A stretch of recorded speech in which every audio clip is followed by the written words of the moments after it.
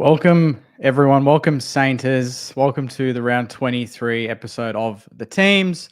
I'm your host this week, Jake. We've got Ollie. We've got Evan. It's been an enormous week, but before we get into it and talk about the actual lineup, let's thank our sponsor, Southside Pizza. We've got the AFLW on Sunday. They're just around the corner, so go check them out either before or after the game. And obviously, we're playing Friday night football, so if you don't get to get down to Marvel to watch the game, make sure you order Southside and enjoy a slice watching the game. Boys, welcome. What a big week it's been so far. It's been an adventure, which, is maybe more exciting than the game itself against the Tigers. But, a win's a win. And I think we got some MCG practice at least. I don't think people are caring so much about the on-field St Kilda at the moment compared to the off-field, but that's why we're here to talk about the on-field, I guess. Yeah, it feels weird on my end to sit here and analyze the actual game. We have a game on tomorrow. This time tomorrow we'll be driving to the game, or we're at the game. We're getting ready with some dinner Southside at home. How did you make, what did you take away from the Richmond game before we get into the teams? What did you take from the Richmond game that you're hoping to see more of or maybe fix going into this week? It was pretty gross. It wasn't a great watch, but Nothing. I'm holding on to the fact that from the start, I thought our game was so different from the 2 weeks before that it was intentionally practicing how we're going to play on a bigger ground like the MCG. The fact we went from, not exactly, but 24 marks in the North Melbourne game in the first half to 50 plus at the MCG, it felt intentional. I'm telling myself that it was just training for that ground that we don't get to play at heaps, but it didn't make for a great watch.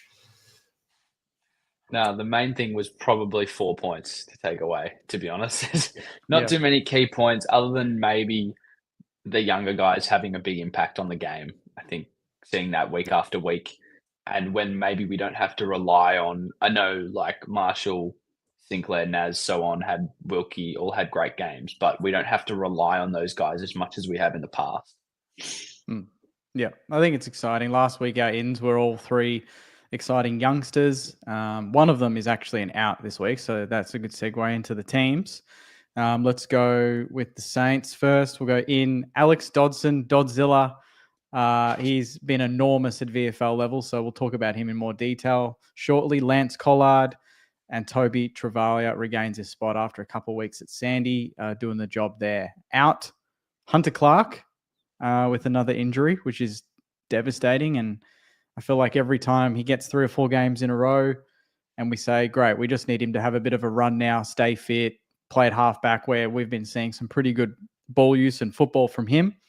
Now he's out. So we just can't really, he needs a bit of luck in his career because he's got some good traits that we don't have in the team across the board. And I hate seeing him out. He's one of my favorite players. Max Heath is out, which was kind of predictable when you thought Dodson was going to debut. Just a straight swap there. Heath was subbed out in the last game anyway, so it was a bit of a sign there. And obviously Liam Henry, that small forward position, we can't really lock it down at the moment.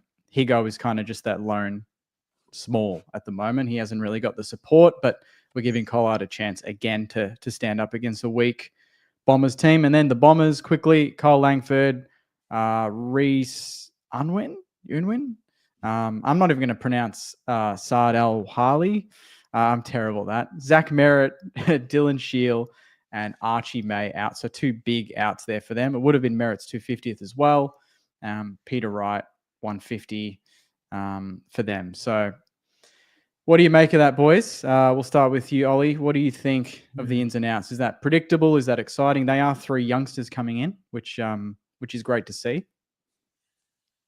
Well, like you say, I think Heath was pretty, stock standard change. You notice a guy gets subbed out at halftime. He's had a couple of touches and you go, maybe he's on the way out this week.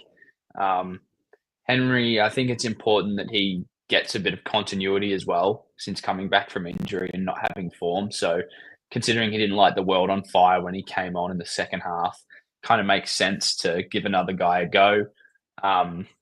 And then, disappointing for Hunter Clark. But yeah, like I was going to mention that comment because he was playing really well. And in terms of the preseason, I think it's a positive that we get to, put him on ice like we have with other players and give a guy like Toby Travalia a run at the last couple of games in a more lockdown spot. Yeah, I'd agree with that across the board, but I won't repeat myself on Hunter Clark too much because I've probably been the most negative on him as far as he might just need that second club refresh. The only disappointing thing for me there is that maybe Hasty doesn't get that backline time because, as you say, Clark has looked good coming off halfback for most of it. So, give and take.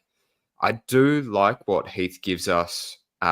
Particularly, I was at the North game and watching that final quarter where Rowan's able to sit back and be that defensive ruck interceptor while Heath is playing the forward ruck. I thought that was great for the system.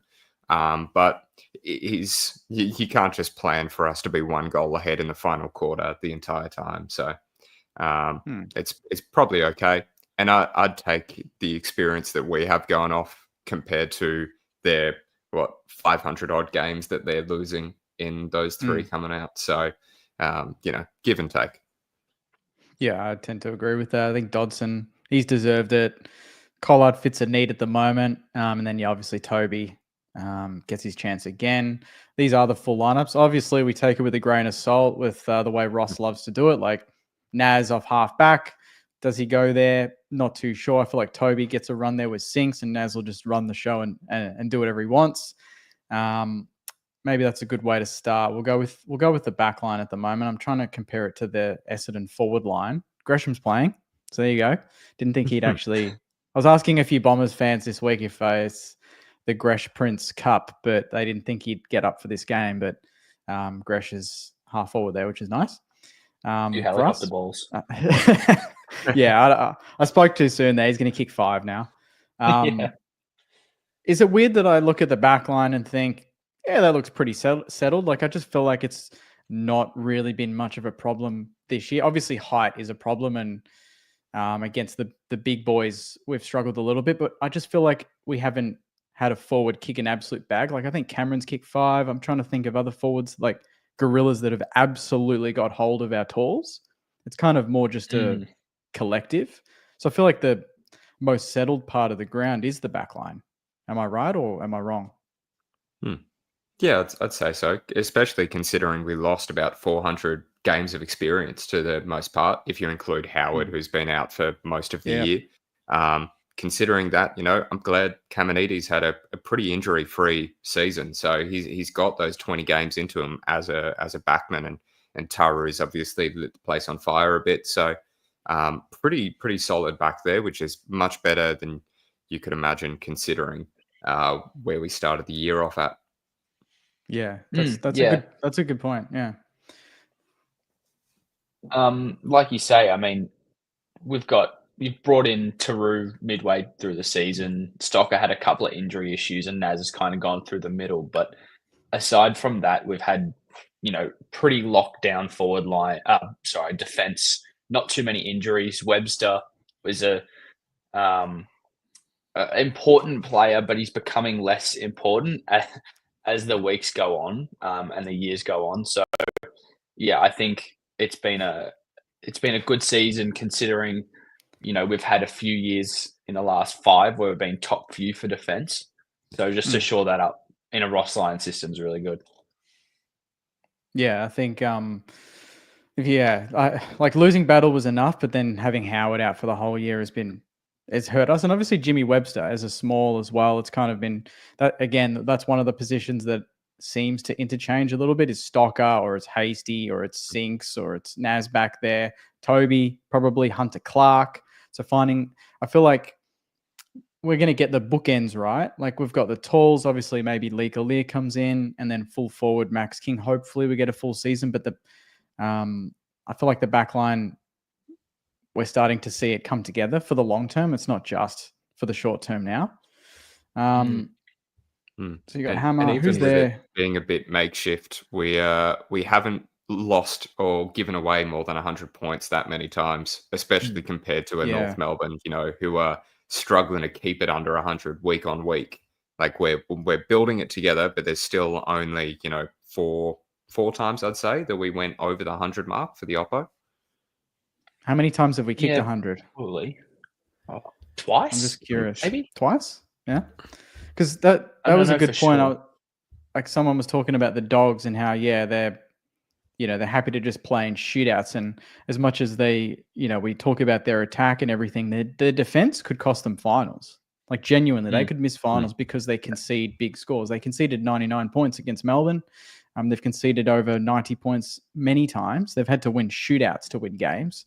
I like that we have to be disciplined first, and then maybe you can add the flair later. I like that we're doing it in the other order, because those are the non-negotiables if you want to win a flag, is to be strong defensively, to be tough, to play good one-on-one football. And I think all of our defenders there, like Liam Stocker always plays with heart, always plays for the badge. Taru's an absolute gun already and puts his body on the line. We've seen it every single week. Callum Wilkie, he's not going anywhere. He's an absolute champ, future captain, in good hands. And then Kamanides had to plug a gap. And occasionally when he goes forward, Hammer, he's actually kicked a goal early in all of those games. So he's actually been pretty handy. Carlton, I think he kicked the first one against North. Do you think that if we get like a Lear, that Caminiti goes forward, or he gets pushed out of the lineup and becomes a backup? I actually... Like, how do you see the way he's played this year, and if it's, sustainable? I think Taru would be the one that could push forward more. I think it would be Wilkie, Hammer, and Alir. And then I think Taru, depending on the opposition, will partner King. And I think that would be my ideal dream lineup, would be Taru as a sort of full forward, centre half forward with Max King. That would be my dream scenario. That's how I think we'll win a flag. I don't think we'll win it with Taru playing in the back line, to be honest. Yeah, I don't mind that. Yeah. I just think he's got all the traits to be that to be that star partner in crime to Max King, and take the pressure off him when he comes back. Obviously, that's the last thing you want, is King to have 15 months out and then come back in and, hey, we need you to kick 5 a week now, straight off the bat.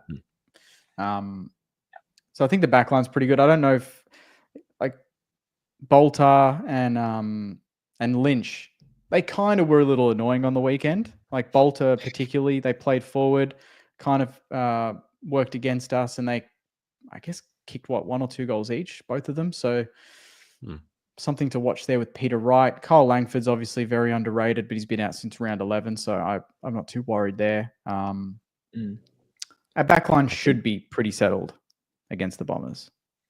As long as we respect it as well, because, Liam McMahon has popped up and he's at 9 or so goals in his couple of games, kicked 4 last week. So doesn't give you an excuse not to take him seriously. But I think we match up fine. Yeah. Moving into the midfield, which I guess is getting younger by the week, which is exciting. That's the one area. Apart from, I think, Zachy Jones on the bench. But apart from that, you've got Marcus Winhager, Hugh Boxall named in the guts, which is exciting. Whether that actually happens from the first bounce, I'm not too sure. But with the experience that Essendon are missing in the middle of the ground, we can afford to probably be a bit more experimental in there. Maxi Hall will go through there. Naz will go through there. Steely. Max Hall's actually named on ball, which is exciting. That's probably the first time I've seen that happen. And then obviously Mateus, who is probably a big talking point, because last week he didn't play up the ground at all. He had 3 possessions and he was sent to the forward line to be Mitch Owens, but it just didn't work. Do we envision that he will get more rotation through the midfield this week? I just hope he doesn't get injured again to a certain degree. I'm not even sure if I'd be playing him there when we've got other players coming through. Like I'm really excited to see him, but it's been 3 or 4 times he's gotten injured there. To a certain degree, I'm excited about how much speed we've got through the midfield there comparatively than when we're focused on Steele and McRae. They were showing lots of footage of just, not necessarily Merritt's fault because he's been injured and playing hard all year, but him and Gresh just not being able to chase defensively through the midfield and keep up with players. So I'm happy this is the only game I'm happy with Zach Jones still potentially running through the midfield, because he does have that speed that could absolutely break their midfield lines. More often than not, though, I'm happy seeing Hall in there and Boxall. Yeah, I was actually thinking Liam O'Connell's listed as emergency. He's been playing inside midfield for Sandy the last couple of weeks. I know he had 21 disposals. I'm not too sure of his other numbers off the top of my head. But in a game like this, I wouldn't have minded seeing him come in and rotate through the midfield instead of maybe Zach Jones for a bit more youth. I guess it's just for the sake of it. There's no real reason for it. But yeah, I think it's really exciting the speed we've got. Like you said, like the start of the year, we were it's a bit one-paced midfield sort of situation. But now we've got guys all over the ground who end up rotating through there when we need them to, like centre bounce and around the ground stoppages as well. So it's really exciting seeing the amount of guys that can have an impact in multiple positions during the game. Yeah, that's actually that's an awesome point, because I was thinking, like, even in stoppages in the back line versus the forward line versus the wing, it's all separated. 4 years ago, it was always just Seb Ross, Jack Steele, Zach Jones, and the 3 or 4 games Dan Hanbury played or whatever. Like it was like 4 or 5 blokes that had to do it for 4 quarters every single week in every part of the ground. Whereas now, when it's in the back line, Stocker sometimes goes into the contest. Naz will be there. Sinks will become a mid when he's playing half back.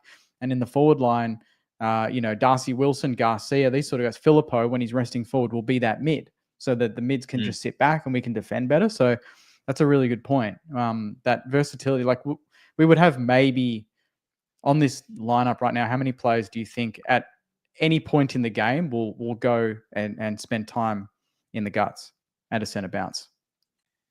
I reckon 12. 13. You think 13 players will get a chance in the guts?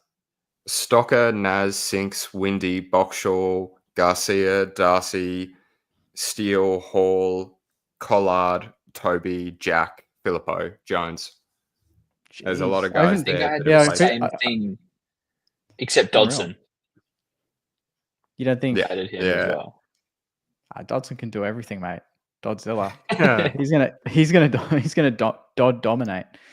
Jack McCraven on the bench as well. They're going to eat Goldie up, I reckon. The delivery to the midfield is going to be really good. Like, Goldie's still strong, but he's not going to be able to chase Marshall and Dodson all day. I'm loving this comment. Watch Dodson run rings around Goldie. Goldie's Hong Kong to Dodzilla. It's one of the best nicknames. Might as well cover this now before we get into the forward line. Who we think will be the sub? Maybe Lancey boy? Nah. Well, I hope it's not Toby. That was my next line. Or maybe Filippo if he doesn't show up quite 100%, but they might just not risk him at all. Or it could be Zach Jones. Yeah, I was thinking the egg. Who's to say? A bit of experience, just hold him. If the game gets tight and we need some experience in that midfield, maybe then you bring him on. Yeah. Always on board with the super sub. Yeah, like I liked it when Brad Hill was made the sub. Obviously, it didn't work because we got an injury that game and he had to come on early. And then Jack Steele was the sub. So Ross has shown that he's not against having a more experienced. If he's subbing the captain, wouldn't surprise me if he subbed another senior player if needed, because that blend of midfield is already there with McRae and Steele. So maybe surplus to requirements, but we'll wait and see. Let's quickly get this one up. Collard at 8 possessions last game. How come he gets a game? Well, that moves us to the forward line. I think, personally, I just think the small forward partnership with Higgins, we haven't really found it yet. And he is that young, untapped potential that you need to get games into. And of course, you're going to do it. No disrespect to Essendon, but they are undermanned. These are the games, the most ideal games that you want those players to get that experience and confidence. At the same time, like as a small forward, it's really situation based, because you might get smashed or something and get 3 touches, but it doesn't really, show your performance. You can have 8 touches and kick 4 goals. So I don't think having 8 possessions really affects him coming into the team if we need him to fill that role that we're looking for. Yeah. Yeah, 100%. It's one of the toughest spots to make real impact in, and we do need to find that second or third small forward, especially if Butler's going to keep having, soft tissue injuries throughout the next couple of years. There's teams fighting to trade for any small forward they can find. You've got Carlton really struggling to find someone in that spot. So it's really important that we try to get games into that position to actually get some practice there. And if you look at their back line, particularly the smalls, Eddie McGrath just can't chase anyone at the moment.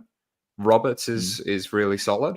But then if you're looking at their small defenders, hopefully Collard can just run circles around them and put the pressure on that causes turnovers, because they've been known to give plenty away this year. Yeah, correct. Yeah, one of the higher teams to concede on turnover, and hopefully we feast on it. That talk of Liam Ryan, do you think, given what you've just said about the small forwards, would you guys be interested in getting someone like Liam Ryan on board? 28, 29 years old, experienced small forward, can sit on heads, can kick a goal. He actually played a great game on the weekend against the Crows. If you didn't watch it, he was actually very good. Is that something that would be worth looking at for, obviously not much of a cost, but some experience in that position? I wouldn't want to give up much, but maybe he could teach the ways to your Liam Henry and your Lance Collard. Are both Henry and Collard WA boys from memory? I think so. Collard is, yeah. Yeah, Collard didn't is, Henry and want to Henry just come played in home? Freo. Is that why he moved from Freo? Okay, gotcha. Yeah, Not too sure. Yeah. But something along those lines. So maybe they could, work on that small forward craft together. And I'd be more interested as a experience role rather than just getting another 30-something into the squad. I don't know if that's really what we're looking for in the next 2 years. Yeah. I mean, if it was like, there you go. I was just going to say it depends on the cost. Depends on if it's peanuts, then maybe.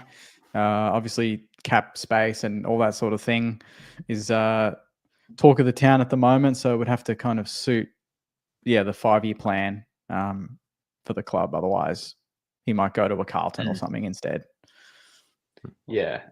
Henry was WA as well. You're right. But I think, like, for Ryan, I don't know, it kind of makes sense considering Dan Butler's going to be out for a large chunk of next year. So we won't have another sort of senior small forward to come in if we need.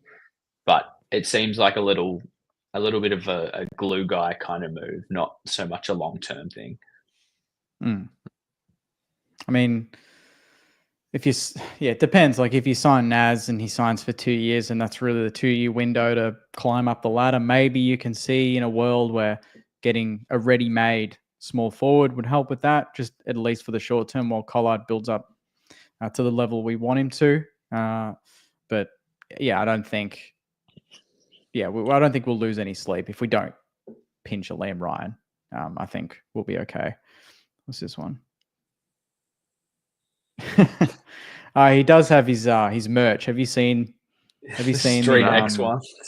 Yeah, the videos are brilliant. If you haven't watched them, Sainers, even if he doesn't come to the club, support it because it's hilarious. The way he just botches the video and stuffs the promo on purpose. It's so funny. Surely it has to be staged. Surely. How many weeks will Butler? Rule? Sorry, Butler. Yeah. Yeah, we keep forgetting about Butts. He's contracted, I think, next year. But it was a nasty arm injury, right? Yeah. Yeah. Certainly wouldn't be rushing them back. I do think we've got about the 10 players on our injury list at the moment. But from the looks of it, a fair number of those are short-term ones at least, and should hopefully get a full preseason, even if obviously they won't be back for the last 2 games of this year. Yeah. Well, speaking of injuries, let's jump into the Oppo view, Evan. What are your thoughts on the Bombers? They've got an injury list of how many? about 26, something like that. Well, they've got their 15th debutant, I think now, the most debutants in the same season there. So much so that they've started even injuring each other at this point. So hopefully that doesn't happen again. But, they can't be disrespected. They only showed up for one quarter really against Geelong last week, but it was a good quarter. It was pretty exciting what they did there. So can't let that fluster us or let them come out of the gates with that, because I think they scored 6 goals in that third quarter and we kicked 8 for the entire Richmond game. So, we got to keep at it and do better than we have. But for the most part, just shut down Liam McMahon, because he's the only one kicking goals for them at the moment. And don't let Langford get a bunch in his first game back. Yeah, I think the main thing is, they're not overly dangerous. There's no single player that's going to tear the game apart. But because they're so young, they're going to win one of these games eventually. It always happens. These young teams who lose by 50, 60 points and then have a couple of close ones, they eventually get a win. So I think the main thing is to, I suppose we'll talk about it a bit later when we talk about the key to winning, but to not underestimate them, treat them with the same respect as you would any other team. Yeah, that's the key. I mean, we haven't really put any sense of fear into them with our last 3 wins. Come from behind. North was scrappy, and then obviously last week was one of the uglier games you'll see. So even from their point of view, their fans probably are used to going into every week now with their injuries thinking, oh, I just want to see effort. I just want to see something. I don't expect to win. But in the way that we've gone about our football and probably the lack of firepower we've shown, they're probably thinking, well, this could be the one. I'm hoping it's the week after where Merritt comes back. It's 250th, last game of the year, and it's against Carlton at the G. That's the one I want them to win. I don't want them to win this one. But if we win at the Source and Goldie doesn't have an all-time game, I can't imagine them getting enough supply. And it would have to be very good supply that isn't pressured. We would have to just have a low tackle game and really not expect them to be competitive at all. But our form in the last 3 weeks, we've kind of shown that we've been a little bit complacent in patches when teams have kind of capitalized. Melbourne did it for 3 quarters. North did it in the first and I think the last, where they played much better than us. And then last week, we 20-0 in 10 minutes. And then we all thought, well, this is going to be a nice walk in the park. And then it was 4 or 5 goals for the rest of the game to their 8. And we had to have a heart attack in the last 30 seconds. I wouldn't mind no heart attack this week. That'd be nice. I think one of the things we were talking about a couple of weeks ago was in regards to, are we happy with close losses because it gives us that ladder position? And one thing I keep bringing up is you got to learn how to win just as much as any other skill in the game. And North and the Tigers a bit better, and they haven't really learned that as a group. I think Essendon, despite their injuries, they're still around us on the ladder. They've found ways to win. They've got that skill base. So they're not perfect, but it's something we got to still compete with. Yeah, if we do win this, it will be 4 wins in a row. Fun fact. I'm curious. I'd love to know if anyone in the comments knows the stat, but how many teams have had a streak of at least 4 wins in a row this season? There's the Dogs, a obviously. Stat similar to that. That's like we're one of 4 or 5 teams that have won 10 games each of the last 10 years, which is weird. I think Geelong. Is it 10 years? Or I thought it was since 2020. I think it was the last decade. I think so. Okay. But I might be wrong. I could be wrong.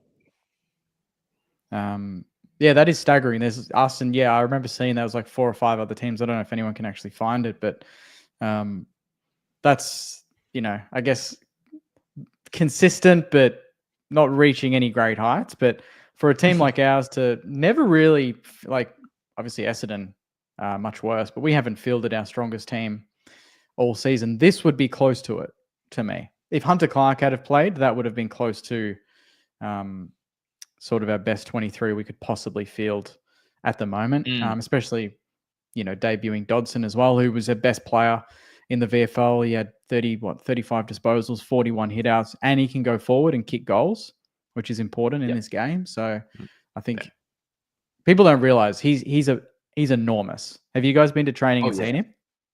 No, not yet. No. Mate.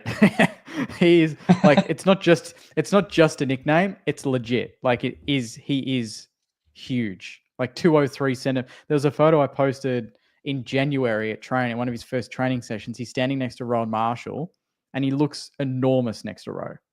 And that was in Jan. He's bigger now. Definitely.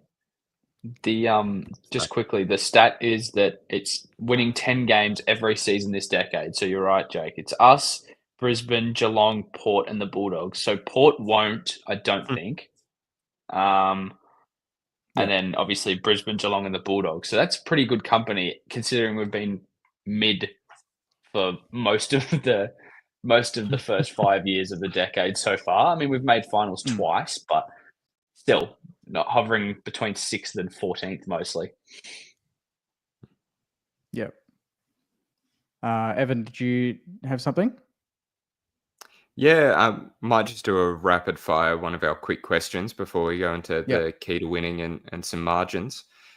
We've got roughly our 5th ruck debutant for the year, which is pretty wild to me. So we've had Marshall's obviously a known one. We've had Boyd at the start of the year, Keeler, Heath, and now Dodson. A lot of teams only have about 2.5 rucks on their list, but we've loaded up there. I imagine, particularly if we go down the TDK route, we can't be sitting there with 5 or 6 rucks next year because that's about a 10th of the list. Which one of them at this stage doesn't make it till next year, or you think would be worth going around the ruck merry-go-round for next year? I'll start. I think Boyd will be delisted. And I think, depending on Heath, if he receives any sort of interest from other clubs, but I'm confident he'll stay. I think the structure would be TDK Rowe in the firsts, Heath Dodson in the VFL learning their craft. I don't see Keeler as a pure ruck. I see him as like a forward back, like Taru in a way. So I wouldn't classify him as a straight ruck. Obviously, he's got some ruck capability, but I don't think we're training him that way. I think he's going to be more of an intercept mark. And maybe if Taru goes forward, and Hammer, I don't know, he's injured or Leaker is injured or whatever, maybe there's some flexibility with Isaac down there. But I think TDK Rowe, fingers crossed Rowe stays. I think he will. And then Heath, Dodson the next wave. And then obviously beyond Rowe would be TDK Dodson, I think, in the 4 or 5 year plan. To me would be a really exciting dual ruck setup because they might be changing the rules as well, which will support De Koning in the way that he wants to play. The bench going no sub as well. So I think that favors being able to play the 2 big men every week. I would agree 100%, to be honest. Boyd playing round 1 and then not playing since pretty much says all you need to know, I think. He hasn't been backed in enough to come back into the side.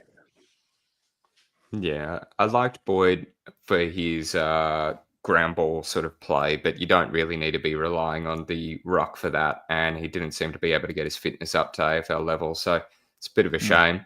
And I feel like Heath is the kind of ruck that now that he's had a couple of solid games, you get some serious interest from other clubs. And it's probably worth questioning that, sort of see what we can get back. But not necessarily something I'd jump to, as you say. Pretty happy with at least 4 of those. Yeah, and we've got to keep in mind, that you need a squad. We need to build out the depth. It's not just about the starting 23 and the bench every week or whatever. It's beyond that. So I think having a strong, especially because we're going to have the Saints VFL team now. So that's different. We can actually keep, like, having Heath and Dodson say, like people would say, rot at VFL level and losing every week at Sandy. It's going to be completely different in 6-7 months' time when that team comes out and they're playing the exact same type of football that they would be playing at AFL level. And Ross would have more control over it. Obviously, Lenny and Goddard in development, this sort of stuff. I think when players are demoted next year, it's going to feel a little bit different because we know at least they're going to be playing in their best position and they're playing the exact same way, the same game plan, and it's going to translate when they get their call up again. So I think we should be keeping players because of that. If it was Sandy again, maybe, there's no benefit of persisting, but I think having that second string St Kilda team is going to hopefully make the sort of battle for spots more intense. Key to winning, boys. What do we reckon? Is it just kicking more than 8 goals a week, or? Ideally, that would be good.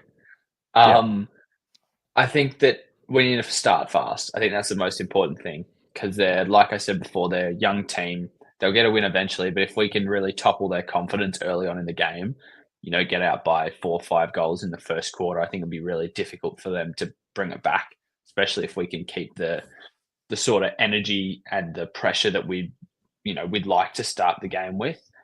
I think it just makes it a mountain too big to climb for them. Yeah, I'd agree with that there.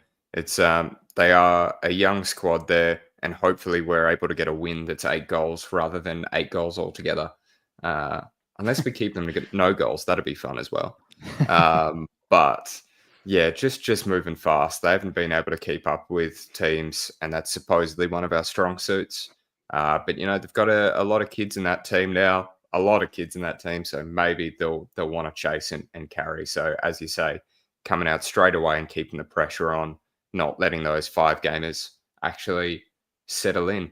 And I am excited because I look at that list and I go, every player in that, for the most part, could be there in 2 years for the Saints. And then you look at Essendon's list and they're 4 or 5 over the player cap once they get a few people back. So who knows who'll show up. So it's exciting to see the players develop, particularly in games like these, hopefully. Yeah, the record against them in the last few has been pretty good. Obviously, that was the awesome game at the G where we started really well. That was our 150th anniversary game. And then we kicked, the last 5 goals of the game out of nowhere, and it was just amazing.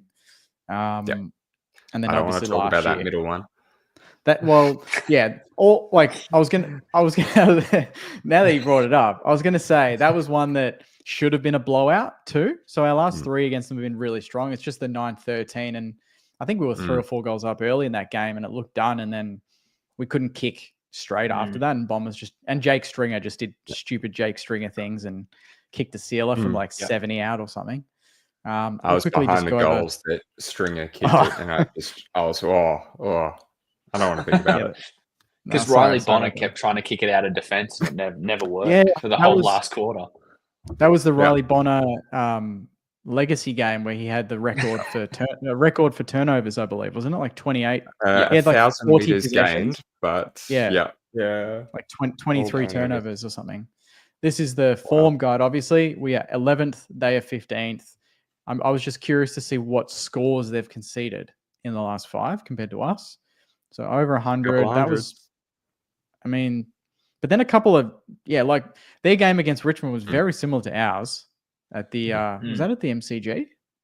Yeah, would have been. Yeah, okay. Yeah. Couple 300s there. They've kicked 50, 56, 37, 54, 65. They have not kicked over 70 points in any of their last 5. There's the formula. We've just got to kick over 12 goals. We've got to kick over 12 goals. And have we done that? We've done that once, twice, 3, 4 of our last 5. So really, I didn't realize we were that high scoring in those sort of that patch there, 87, 82, 96, 78. And then we have one game where we're low and everyone's like, oh, Ross Lyon, dour football, disgusting, play slow. It's not true. It is not true. Everything about St Kilda that you read is an absolute lie at the moment. It's one of the reasons I think that MCG game was an intentional training thing, and maybe we cut it a little bit close, but it was just so different than what we've been playing in the last sort of 4 or 5 weeks. Even those losses there have been over our 10-goal average. So, it's progress and it's exciting most of the time. Yeah. fingers crossed not this time tomorrow, but the boys will be running out this time tomorrow that we can get on the end of a few. And I think, we won't go higher up on the ladder. But that will confirm that we can't finish in the bottom 4, unless that's true right now. I'm not too sure. Can we finish in the bottom 4 still, based on the current ladder, if we lose the last Well, two? if Essendon are 15th, then we probably can based on percentage, but just. It's 2 games, Oh, they've got an extra game in hand as well. So, we definitely could. Yeah, true. They got the Suns, don't they? Yeah. I agree with the key to winning. I just think a fast start, get the momentum, and keep it. Please don't give it back. Bombers fans are pretty vocal. They're passionate. They've had a shit show of the season, so they're going to be coming into this with a little bit more optimism than the last couple of weeks where they've played the Dogs, they've played Sydney and Geelong. Actually, their last 4 have been against top 8 teams, pretty much. Top 8 quality teams. And that was our stretch before the Melbourne game, and we haven't lost since.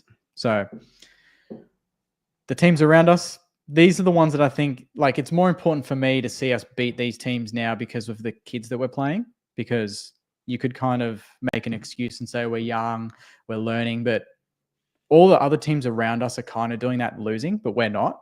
So I like that we're still being able to win those games and debuting. Essendon have debuted 15. This is our 9th. Dodson's our 9th, so, and they've had the worst injury list in history, really. We haven't, but we've still debuted 9. Maybe there's going to be 10 in the Giants game. Who knows? Get Patrick Set out there or James Barrett or something to play on Jesse Hogan.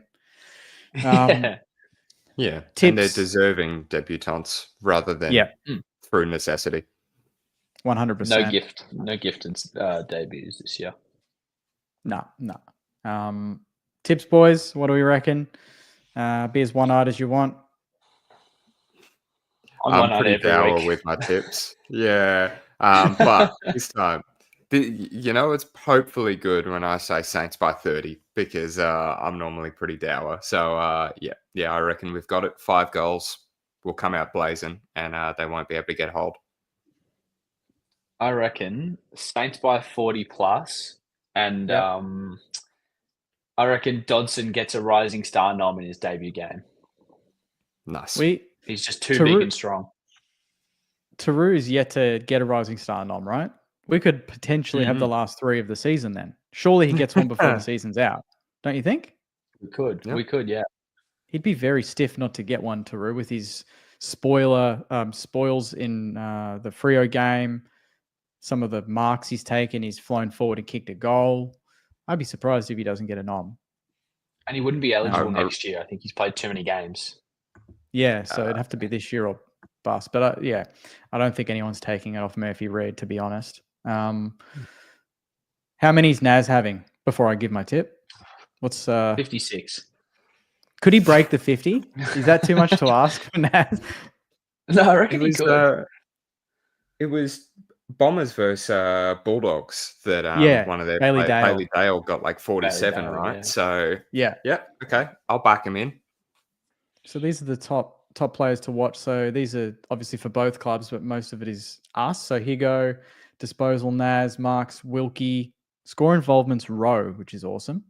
Tackles Steely, contested possessions McRae, and then obviously fantasy points Naz. So all things point to hopefully a Saints win. I'm going to tip us by 49 points. I think it'll be just a bit over that 8-goal mark. I wouldn't mind more, but we know our Saints. The last time we thumped a team was Richmond, round 3. So it's been a while since we've put a huge score Freo. on. So. Freo. Oh, Freo, sorry. 10 goals. Yeah. So 49 points is my tip. Around the same as this sort of scoreline, I think we'd all be happy with. Nice. For sure. I'd like to see Higo get to the 50-goal mark. I know there's only 2 games left, but he's only 7 off looking there, and I reckon that might give a bit of positivity for the forward line going forward. Yeah. If he can crack 50, that might give him a very slim chance of actually getting into the All-Australian team, even on a bench. Because the only other small that's kicked more than him is Jamie Elliott, I think. Correct. And he's fallen off in the last little while. like the whole Collingwood team. But yeah, we won't get into that. All right. Well, I think that's everything, boys. Unless you got any other key points, or you want to just announce any big news, any big signatures that we're all waiting for. No, I'm not going to do that. Jeez, hopefully I we hear wish. something soon. Hopefully we hear something soon. Even on the banner as they run out tomorrow as like a surprise. You know, how good would that be? I've got That'd it be on good great. authority. We're signing Nick Dacos. But get around the W as well, starting tonight. Yes. And we got the game on Sunday. I'll be down at RSEA. Should be a good Yep. watch. Against Adelaide. Sure. Yeah, this could be the first time in their history they make finals, the girls. So really big season ahead for them. So fingers crossed they can kick it off with a win on Sunday. And no doubt if we put on a show tomorrow, that, yeah, the vibes at RSCA are going to be very good on Sunday as well. So thank you, everyone, for tuning in. Appreciate you, all 100 or 150 of you or so tuning in. Thanks, Evan. Thanks, Ollie. And we'll be back here next week to talk about round 24, our final game of the 2025 season. Go, you mighty Saints. Go Saints. Go Saints.